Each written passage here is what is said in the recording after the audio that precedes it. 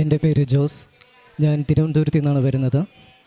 2024 July 10 ഞാനിവിടെ വന്ന് ഉടമ്പടി എടുത്തു. ഉടമ്പടി എടുക്കുന്നതിന് മുമ്പ് എനിക്ക് ഈ മരിയൻ ഭക്തിയോടൊന്നും വലിയ താല്പര്യമില്ലാത്തൊരു വ്യക്തിയായിരുന്നു. പക്ഷേ എൻ്റെ ഇടവക ദേവാലയത്തിൻ്റെ തൊട്ടടുത്ത് തന്നെ പരിശുദ്ധ ദൈവമാതാവിൻ്റെ നാമധേയത്തിലുള്ള നല്ലൊരു കുരിശടിയുണ്ട്, മനോഹരമായൊരു കുരിശടിയുണ്ട്. ഞാൻ അവിടെ പോകാറില്ല, പ്രാർത്ഥിക്കാറില്ല, ഞാൻ അങ്ങോട്ട് തിരിഞ്ഞു പോലും നോക്കാത്തൊരു വ്യക്തിയാണ്. പക്ഷേ എൻ്റെ കയ്യിൽ എപ്പോഴും പരിശുദ്ധമായ ജപമാല ഉണ്ടായിരിക്കും. ഞാൻ എപ്പോഴും അത് ചൊല്ലുകയും ചെയ്യും. അങ്ങനെ ഇരിക്കുമ്പോൾ ഞാൻ ചില വ്യക്തിപരമായ ചില പ്രശ്നങ്ങളിലൂടെ കടന്നു പോകുന്ന നിമിഷങ്ങളിൽ കൃപാസനത്തിൽ വരണം, ഉടമ്പടി എടുക്കണമെന്നുള്ള വലിയൊരു ചിന്ത എൻ്റെ ഉള്ളിലിങ്ങനെ ഉണ്ടായി. പക്ഷേ അപ്പോഴും എൻ്റെ ഒരു സംശയം, ഈ ഉടമ്പടി ശരിയായ ഒരു രീതിയാണോ, ഇത് ഉടമ്പടി എടുക്കണോ വേണ്ടയോ എന്നുള്ള വലിയൊരു സംശയം എൻ്റെ ഉള്ളിലുണ്ടായിരുന്നു. അങ്ങനെ ഇരിക്കുമ്പോൾ ഞാൻ ധ്യാന കേന്ദ്രങ്ങളിൽ ധ്യാനിപ്പിക്കുന്ന ബ്രദർ പോൾ എന്ന് പറയുന്ന ബ്രദറിനെ ഞാൻ വിളിച്ചു. അദ്ദേഹവുമായി എൻ്റെ പ്രശ്നങ്ങളിങ്ങനെ സംസാരിക്കുന്ന സമയത്ത് അദ്ദേഹം എന്നോട് പറഞ്ഞു, നീ കൃപാസനത്തിൽ പോകണം, ഉടമ്പടി എടുക്കണം, അങ്ങനെയുള്ള ഒരു മെസ്സേജാണ് ദൈവം എൻ്റെ മനസ്സിൽ തോന്നിപ്പിക്കുന്നതെന്ന് ആ ബ്രദർ എന്നോട് പറഞ്ഞു. അപ്പോൾ എനിക്ക് ഒത്തിരിയേറെ സന്തോഷമായി. കൃപാസനത്തിൽ വന്ന് ഉടമ്പടി എടുക്കണമെന്ന് ഞാൻ തീരുമാനിച്ചു. അങ്ങനെ ജൂലൈ 10 ഞാൻ ഇവിടേക്ക് വന്നു. വളരെ സന്തോഷത്തോടെയാണ് ഞാൻ ഇവിടേക്ക് വരുന്നത്. പക്ഷേ ഇവിടെ വന്നപ്പോൾ എൻ്റെ സന്തോഷമൊക്കെ പോയി. കാരണം എന്ന് പറഞ്ഞാൽ ഇവിടുത്തെ അത്ഭുതകരമായ തിരക്കും യാത്രയുടെ ക്ഷീണവും, എനിക്കാണെങ്കിൽ സമയത്തിന് ഫുഡ് കഴിക്കാതിരുന്നാൽ എനിക്ക് മൈഗ്രെയിൻ്റെ പ്രശ്നമുണ്ട്. അപ്പോൾ അതിൻ്റെ ആരംഭം കൂടിയൊക്കെ ആയപ്പോൾ ഞാൻ ആകെ അസ്വസ്ഥനായിരുന്നു. എങ്ങനെയോ ഞാൻ ഉടമ്പടി എടുത്തു, ഞാൻ വീട്ടിലേക്ക് പോയി. പ്രത്യേകിച്ച് എനിക്കൊരു അനുഭവം ഒന്നുണ്ടായില്ല. പക്ഷേ ഓരോ ദിവസവും കഴിയുന്തോറും എൻ്റെ ജീവിതത്തിൽ വലിയ വലിയ മാറ്റങ്ങൾ സംഭവിക്കുന്നതായിട്ട് എനിക്ക് തോന്നി. പ്രത്യേകിച്ചും എൻ്റെ പ്രാർത്ഥനാ ജീവിതത്തിൽ വലിയ മാറ്റങ്ങൾ സംഭവിച്ചു. ഞാൻ മുമ്പും ഒത്തിരിയേറെ സമയം പ്രാർത്ഥിക്കുന്ന ഒരു വ്യക്തിയാണ്, ബൈബിൾ വായിക്കുന്ന ഒരു വ്യക്തിയാണ്, ജപമാല ചൊല്ലുന്ന വ്യക്തിയാണ്. പക്ഷെ അവിടെയൊക്കെ തന്നെയും വിശ്വാസത്തിൻ്റെ വലിയൊരു കുറവ് എനിക്കുണ്ടായിരുന്നു. 10 സ്റ്റെപ്പ് ഞാൻ ദൈവത്തിൻ്റെ അടുക്കിലേക്ക് വെച്ച് കഴിഞ്ഞാൽ 20 സ്റ്റെപ്പായിട്ട് ഞാൻ പുറകിലേക്ക് പോകും. അതായിരുന്നു എൻ്റെ വിശ്വാസം. പക്ഷെ ഉടമ്പടിക്ക് ശേഷം അതിന് വലിയൊരു മാറ്റം വന്നു. ദൈവം അകലെയല്ല, അടുത്ത് തന്നെയുണ്ട്. പരിശുദ്ധ ദൈവമാതാവ് ഏറ്റവും വലിയ മധ്യസ്ഥയാണെന്നുള്ള വലിയ ശക്തമായ ഒരു ബോധ്യം എൻ്റെ ഉള്ളിൽ വന്നു തുടങ്ങി. പരിശുദ്ധ അമ്മയോടും ഈശോയോടും ഒരു സ്നേഹിതനോടെന്ന പോലെ, ഒരമ്മയോടെന്ന പോലെ ഹൃദയം തുറന്ന് സംസാരിക്കുവാനുള്ള, ആ രീതിയിൽ പ്രാർത്ഥിക്കുവാനുള്ള വലിയൊരു ഭാഗ്യവും അനുഗ്രഹവും എനിക്ക് ലഭിച്ചു. അങ്ങനെ ഇരിക്കുമ്പോൾ ആ മാസം ജൂലൈ 30 എൻ്റെ ഈ മകൻ റിജോ, എൻ്റെ സിസ്റ്ററിൻ്റെ മകനാണ്, അവൻ പനിയായിട്ട് തിരുവനന്തപുരത്ത് തന്നെയുള്ള ഒരു ഹോസ്പിറ്റലിൽ പോയിരുന്നു. പക്ഷെ നിർഭാഗ്യവശാൽ അവിടെയുള്ള നഴ്സുമാരുടെ അശ്രദ്ധ കാരണം ഇവന് മരുന്ന് മാറിയാണ് കുത്തിവെച്ചത്. പെട്ടെന്ന് തന്നെ ഇവന് വോമിറ്റിംഗ് ഉണ്ടായി, ഇവൻ്റെ പൾസ് റേറ്റ് കുറഞ്ഞു, ഹാർട്ട് ബീറ്റ് കുറഞ്ഞു, ഇവന് നെഞ്ചുവേദന തുടങ്ങി, ഇവൻ്റെ ബോധം തന്നെ നഷ്ടപ്പെടുന്ന അവസ്ഥയിലേക്ക് എത്തി. വളരെ വേഗം തന്നെ ഇവനെ തിരുവനന്തപുരം SIT മെഡിക്കൽ കോളേജിലേക്ക് ഇവനെ കൊണ്ടുപോയപാടെ ഇവനെ നേരെ വെൻറ്റിലേറ്ററിലേക്കാണ് കയറ്റുന്നത്. കാരണം അത്രമാത്രം ഇവൻ്റെ അവസ്ഥ വളരെയധികം മോശമായിരുന്നു. ഈ സമയത്ത് എന്നെ ഈ വാർത്ത വിളിച്ചറിയിക്കുമ്പോൾ ഞാൻ പരിശുദ്ധ അമ്മയോടാണ് ആദ്യം പ്രാർത്ഥിക്കുന്നത്. അമ്മ, ഇവൻ്റെ ജീവൻ തിരികെ നൽകുകയാണെങ്കിൽ ഞാൻ ഇവിടെ വന്ന് സാക്ഷ്യപ്പെടുത്തിക്കൊള്ളാമെന്ന് പറഞ്ഞുകൊണ്ടാണ് ഞാൻ നേരെ ഹോസ്പിറ്റലിലേക്ക് പോകുന്നത്. ഹോസ്പിറ്റലിൽ ചെല്ലുമ്പോൾ എൻ്റെ സിസ്റ്റർ, ഇവൻ്റെ അമ്മ എൻ്റെ അടുത്ത് വന്ന് പറഞ്ഞു, ഇപ്പോൾ ഡോക്ടർ വന്ന് പറഞ്ഞതേയുള്ളൂ, വലിയ പ്രതീക്ഷയൊന്നും വേണ്ട, ഞങ്ങൾ ശ്രമിക്കുന്നുണ്ട്, നിങ്ങൾ പ്രാർത്ഥിക്കുക. അപ്പോൾ ഞാൻ അവളോട് പറഞ്ഞ ഒരു കാര്യം, നീ ഒന്നുകൊണ്ട് പേടിക്കേണ്ട കാര്യമില്ല, അവനൊരു കുഴപ്പമുണ്ടാകത്തില്ല, ഞാൻ പരിശുദ്ധമ്മയോട് ഇവിടെ വന്ന് സാക്ഷ്യപ്പെടുത്തിക്കൊള്ളാമെന്ന് പറഞ്ഞിട്ടാണ് ഞാൻ ഇങ്ങോട്ട് വരുന്നത്. ആ സമയത്ത് എൻ്റെ കയ്യിൽ ഉടമ്പടി കാശുരൂപമുണ്ട്, ഉടമ്പടി തൈലവുമുണ്ട്. പക്ഷേ ഇവൻ്റെ അടുത്തേക്ക് കൊണ്ടുപോകാൻ ഞങ്ങളെ അവരനുവദിച്ചില്ല. ഓരോ നിമിഷം കഴിയുന്തോറും ഇവൻ്റെ അവസ്ഥ വളരെയധികം ഗുരുതരമായി തീർന്നു. ഇവൻ്റെ ജീവൻ തന്നെ നഷ്ടപ്പെട്ടു പോയേക്കാമെന്നുള്ള അവസ്ഥയിലേക്കാണ് കാര്യങ്ങൾ എത്തിച്ചേർന്നത്. പിറ്റേ ദിവസമായപ്പോൾ ഡോക്ടേഴ്സ് ഞങ്ങളോട് കാര്യം തുറന്നു പറഞ്ഞു, ഇനി ഇവനെ ജീവനോടെ കിട്ടുന്ന കാര്യം വളരെയധികം സംശയമാണ്. വെറും 30% താഴെ മാത്രമേ അതിനുള്ള സാധ്യതയുള്ളൂ. ഈ വെൻറ്റിലേറ്ററിൻ്റെ സഹായത്തോടെ തന്നെ ഇങ്ങനെ തന്നെ തുടരണമെങ്കിൽ അങ്ങനെ തന്നെ തുടരാം. പക്ഷേ എത്ര മണിക്കൂറെന്നോ എത്ര ദിവസമെന്നോ പറയാൻ സാധിക്കില്ല. പിന്നെ മറ്റൊരു സാധ്യത എക്മോ ട്രീറ്റ്മെൻറ്റാണ്. എക്മോ മെഷീൻ്റെ സഹായത്തോടു കൂടി ഇവൻ്റെ ജീവനെ നിലനിർത്തുക. അതും എത്ര സമയത്തെന്നോ എത്ര ദിവസമെന്നോ പറയാൻ സാധിക്കത്തില്ല. ഒരു പക്ഷേ ഇവൻ റിക്കവറിയായി തിരിച്ചു വരുന്നെങ്കിൽ പോലും ജീവിതകാലം മുഴുവനും പാരലൈസ്ഡായിട്ട് കഴിയേണ്ടതായി വരും.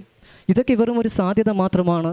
യഥാർത്ഥമായ സത്യം ഇവൻ മരണത്തിലേക്ക് പോയിക്കൊണ്ടിരിക്കുന്നു എന്നുള്ളതാണ് സത്യം. പിന്നീട് അവർ എക്മോ ട്രീറ്റ്മെൻറ്റ് തന്നെ തുടരാൻ വേണ്ടി തീരുമാനിച്ചു. അങ്ങനെ ഇവനെ വെൻറ്റിലേറ്ററിൽ നിന്നും ICUയിലേക്ക് മാറ്റി.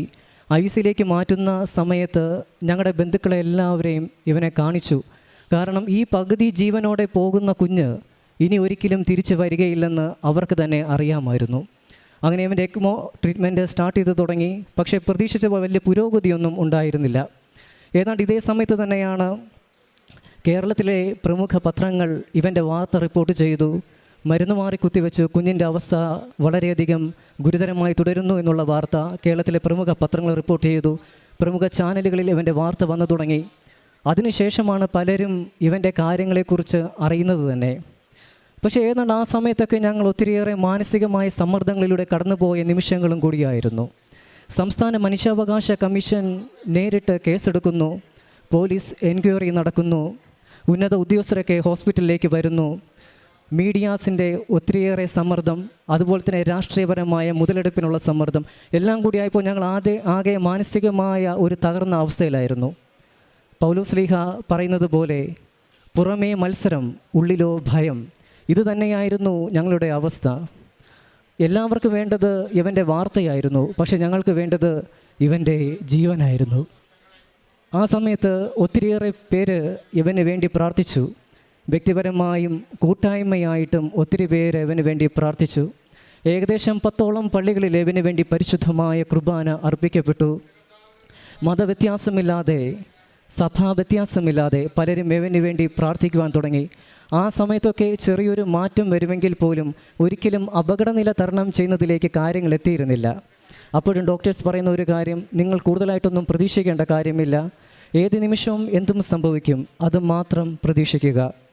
അങ്ങനെ ഓഗസ്റ്റ് മാസം ഒരു ഞായറാഴ്ച, 4-ാം തീയതി ഞായറാഴ്ച, എൻ്റെ വല്യപ്പച്ചൻ്റെ മകൻ ജോസേട്ടനും ഭാര്യ രഞ്ജിനി ചേച്ചിയും അവിടേക്ക് വരുന്നു.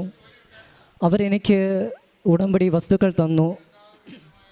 ഉടമ്പടി വസ്തുക്കൾ തന്നിട്ട് എൻ്റെ അടുത്ത് പറഞ്ഞു, ഈ തൈലം ഇവന് തേച്ച് കൊടുക്കണമെന്ന് പറഞ്ഞു. പക്ഷേ അതിന് മുമ്പേ തന്നെ ഞാൻ ഇവനെ കാണാൻ വേണ്ടി വരുന്ന സമയത്ത് ഉടമ്പടി തൈലവും കാശ് രൂപവും എൻ്റെ കയ്യിലുണ്ടായിരുന്നു. അന്ന് ഇവൻ്റെ അടുക്കലെത്താൻ വേണ്ടി എനിക്കത് സാധിച്ചില്ല. പക്ഷേ ഈ ഉടമ്പടി തൈലവുമായി ഈ ഉടമ്പടി വസ്തുക്കളുമായിട്ട് ഞാൻ 3-ാമത്തെ നിലയിലുള്ള ICUയിലേക്ക് പോകുന്ന സമയത്ത് എൻ്റെ മനസ്സിൽ ആരോ സംസാരിക്കുന്നത് പോലെ എനിക്ക് തോന്നി, നീ ആദ്യമേ ഉടമ്പടി വസ്തുക്കളുമായിട്ട് ഇവൻ്റെ അടുക്കലേക്ക് എത്താൻ വേണ്ടി ശ്രമിച്ചു, പക്ഷേ നിനക്കന്നതിന് സാധിച്ചില്ല. ഇപ്പോൾ ഇതാ പരിശുദ്ധമ്മയുടെ മധ്യസ്ഥതയിൽ നിനക്കിതാ വീണ്ടും ഈ ഉടമ്പടി വസ്തുക്കൾ നിൻ്റെ കൈകളിൽ എത്തിച്ചിരിക്കുകയാണ്. ഇതെങ്ങനെയെങ്കിലും നീ അവൻ്റെ അടുക്കൽ എത്തിക്കണം, ബാക്കി അമ്മ നോക്കിക്കൊള്ളും. ഈ ബാക്കി അമ്മ നോക്കിക്കൊള്ളും എന്നുള്ള വാക്കാണ് എൻ്റെ ഉള്ളിൽ ആരോ ഇങ്ങനെ സംസാരിക്കുന്നത് പോലെ എനിക്ക് തോന്നുന്നത്. ഞാൻ ICUവിൻ്റെ മുമ്പിലെത്തിയപ്പോൾ എൻ്റെ മൂത്ത പെങ്ങൾ ലിസി അവിടെയുണ്ട്. ഞാൻ അവളോട് ഉടമ്പടി വസ്തുക്കൾ കൊടുത്തിട്ട് പറഞ്ഞു, ഇതെങ്ങനെയെങ്കിലും ഇവൻ്റെ അടുക്കൽ എത്തിക്കണം. പക്ഷേ ഉച്ചയ്ക്ക് 1 മണി മുതൽ രാത്രി 7:30 വരെ അവിടെ ഇരുന്നിട്ടും ഇവൻ്റെ അടുക്കൽ ഉടമ്പടി വസ്തുക്കൾ എത്തിക്കാനുള്ള ഒരു സാഹചര്യം, അനുകൂലമായ സാഹചര്യം ഉണ്ടാകുന്നില്ല. അപ്പോഴാണ് മകനെ കാറ്ററ്റിസം പഠിപ്പിക്കുന്ന സെബാസ്റ്റ്യൻ സാറ് അവിടേക്ക് വരുന്നത്. അദ്ദേഹവും വെഞ്ചരിച്ച ജപമാലയുമായിട്ടാണ് അവിടേക്ക് വന്നത്. അപ്പോൾ ഞങ്ങളെല്ലാവരുടെ ഉദ്ദേശം ഒന്ന് തന്നെയായിരുന്നു, എങ്ങനെയെങ്കിലും ഈ ഉടമ്പടി വസ്തുക്കൾ ഇവൻ്റെ അടുക്കൽ എത്തിക്കുക എന്നുള്ളത്. പെട്ടെന്ന് തന്നെ അവിടെ വലിയൊരു അന്തരീക്ഷം മാറി. അവിടെ രോഗിയായി കഴിഞ്ഞിരുന്ന ഒരു കുഞ്ഞിൻ്റെ അമ്മാമ്മ മുഖാന്തരം ഞങ്ങൾക്കൊരു നേഴ്സിനെ പരിചയപ്പെട്ടു. അവർ ഉടമ്പടി വസ്തുക്കൾ ഇവൻ്റെ അടുത്ത് കൊണ്ട് വയ്ക്കാമെന്നേറ്റു. ഞങ്ങൾ ഈ ഉടമ്പടി കാശ് രൂപം തൈലത്തിൽ മുക്കി ഞാനും എൻ്റെ മൂത്തപ്പങ്ങളും ഈ സെബാസ്റ്റ്യൻ സാറും കൂടി അതിൽ കൈകൾ വെച്ച് പ്രാർത്ഥിച്ചു. കാരണം ഞങ്ങൾ 3 പേരുമാണ് ഉടമ്പടി എടുത്തിട്ടുണ്ടായിരുന്നത്. ഞങ്ങൾ ഈ വിശ്വാസ പ്രമാണം ചൊല്ലി സ്തുതിച്ചു കൊണ്ടിരിക്കുന്ന സമയത്ത് പെട്ടെന്ന് തന്നെ എനിക്ക് വല്ലാത്തൊരു വൈബ്രേഷൻ ഉണ്ടായി. ഞാൻ ഉയരത്തിലേക്ക് ഇങ്ങനെ പൊങ്ങി പോകുന്നത് പോലെ എനിക്ക് തോന്നി. അതിനുശേഷം ഉടമ്പടി വസ്തുക്കൾ ഇവൻ്റെ അടുക്കൽ കൊണ്ടുവച്ചു.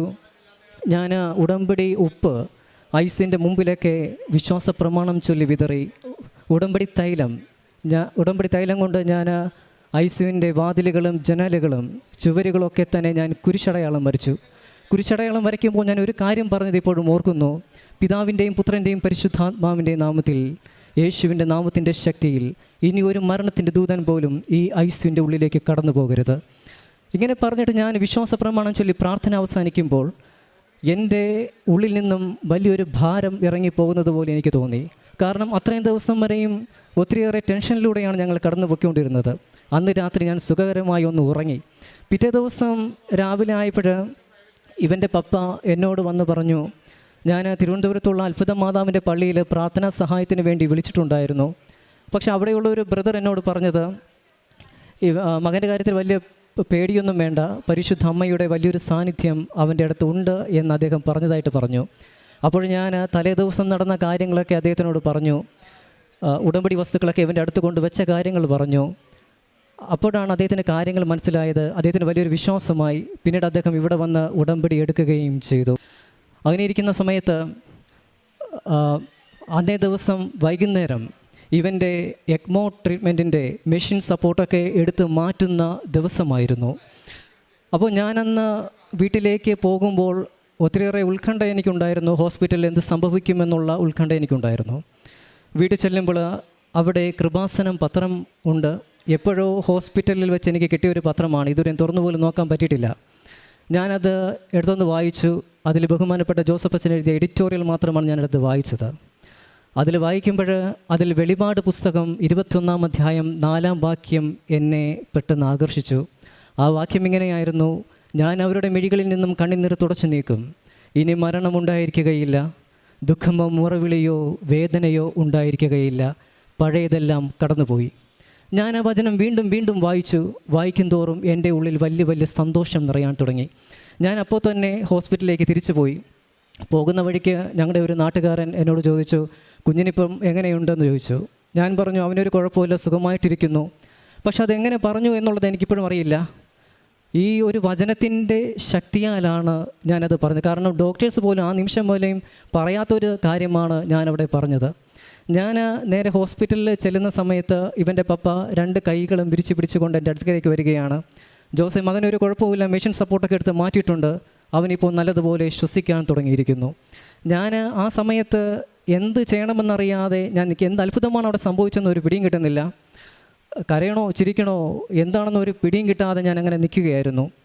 മരണത്തിലേക്ക് പോയിരുന്ന ഇവൻ്റെ ജീവനെ പരിശുദ്ധ അമ്മയുടെ മധ്യസ്ഥതയിൽ പിതാവായ ദൈവം ഞങ്ങൾക്കായി മടക്കി നൽകിയ മകനാണ് ഇന്ന് നിങ്ങളുടെ മുമ്പിൽ, ഈ അൾത്താരയുടെ മുമ്പിൽ ഒരു സാക്ഷിയായിട്ട് നിൽക്കുന്നത്. ഇതിന് ശേഷമാണ് ഞങ്ങൾ ചില കാര്യങ്ങളും കൂടി അറിയുന്നത്. ഇവൻ ICUവിലായിരിക്കുന്ന സമയത്ത് 2 പ്രാവശ്യവും ഇവൻ്റെ ECG മോണിറ്റർ നിന്നു. അതായത് ഇവൻ മരിച്ചു എന്നുള്ള വാർത്ത തന്നെയാണ് ഹോസ്പിറ്റലിൻ്റെ ഉള്ളിൽ വന്ന വാർത്ത.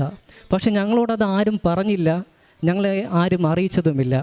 ഏതാണ്ട് ഇതേ സമയത്താണ് ഉടമ്പടി വസ്തുക്കൾ ഇവൻ്റെ അടുക്കൽ ഞങ്ങൾ കൊണ്ടുവയ്ക്കുന്നത്. അതിനുശേഷം ഒരു ഡോക്ടർ ഞങ്ങളോട് പറഞ്ഞ ഒരു സത്യമാണ്, ഏത് നിമിഷമാണോ നിങ്ങൾ ആ വസ്തുക്കൾ, അതായത് ഉടമ്പടി വസ്തുക്കൾ കൊണ്ടുവച്ചത്, ആ സമയം മുതൽ ഇവൻ്റെ അവസ്ഥയ്ക്ക് മാറ്റം വന്നു തുടങ്ങി. ഇവൻ ജീവനിലേക്ക് വന്നു തുടങ്ങി. ഇവൻ ശക്തമായി ശ്വസിക്കാൻ തുടങ്ങി. എല്ലാ അനുഗ്രഹങ്ങളും തന്ന പരിശുദ്ധ അമ്മയ്ക്കും ഈശോയ്ക്കും ഒത്തിരിയേറെ നന്ദി പറയുന്നു. 2 ആഴ്ചയോളം ഇവൻ ICUവിൽ തന്നെ ആയിരിക്കുമെന്നാണ് ഡോക്ടേഴ്സ് പറഞ്ഞത്. പക്ഷേ 2 ആഴ്ചയ്ക്ക് മുന്നേ തന്നെ ഇവൻ ഡിസ്ചാർജ് ചെയ്ത് വീട്ടിലെത്തി.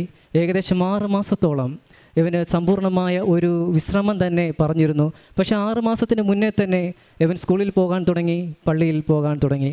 അങ്ങനെ ഒത്തിരിയേറെ നന്മകൾ ഞങ്ങൾക്ക് നൽകിയ, ഇവൻ്റെ ജീവനെ തന്നെ ഞങ്ങൾക്ക് നൽകിയ പരിശുദ്ധ അമ്മയ്ക്കും ഈശോയ്ക്കും ഒത്തിരിയേറെ നന്ദി പറയുന്നു.